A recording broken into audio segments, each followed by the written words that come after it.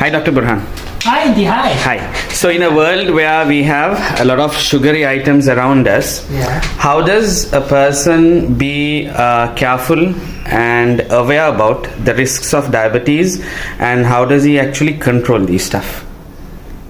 Well, there are two things. I mean, your question has two particular things that you mentioned. One is with regard to sugary items. So first, I think very important thing, just wanting to just touch on this, that just because you have a lot of sugar in your body, I mean, you have a lot of sugary intake, right? So that is, anything that can be, fizzy drinks, it can be chocolates, does not necessarily mean that you get diabetes. Right? So just because I have been taking a lot of sugar when I was a kid, when I was in my 20s, does not necessarily mean that when I turn 40, I'll get diabetes. Now, for you to understand what diabetes is, right, there are some risk factors that are there that increase the predisposition for you to get diabetes. So first of all, there are two particular types of diabetes. There's type 1, I mean, there are more. There's something called MODY, which is mature onset diabetes in young. But anyway, for now, I'll just keep it into two. So that's type 1 and type 2.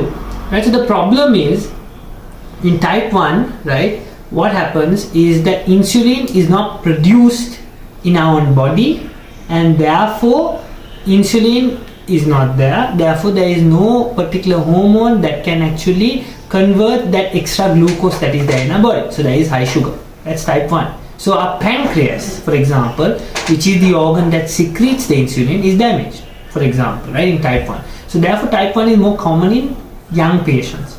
Type 2, on the other hand, we have insulin, but that insulin is not working well, which we call insulin resistance. Right? So for example, the insulin is there, but the insulin cannot attach to the receptors and do that particular function.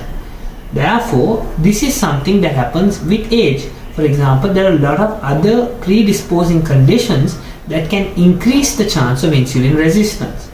Right? So sugary stuff in people who take a lot, especially fizzy drinks. Fizzy drinks, that is, carbonated drinks, increase the predisposition of you developing type 2 diabetes.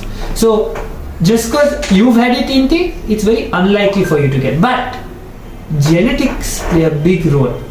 So for example, if your mom had diabetes, there is a higher chance as compared to me eating chocolates every day. Right? So therefore, these are things that you need to consider with regard to diabetes mellitus. Okay, awesome. No problem.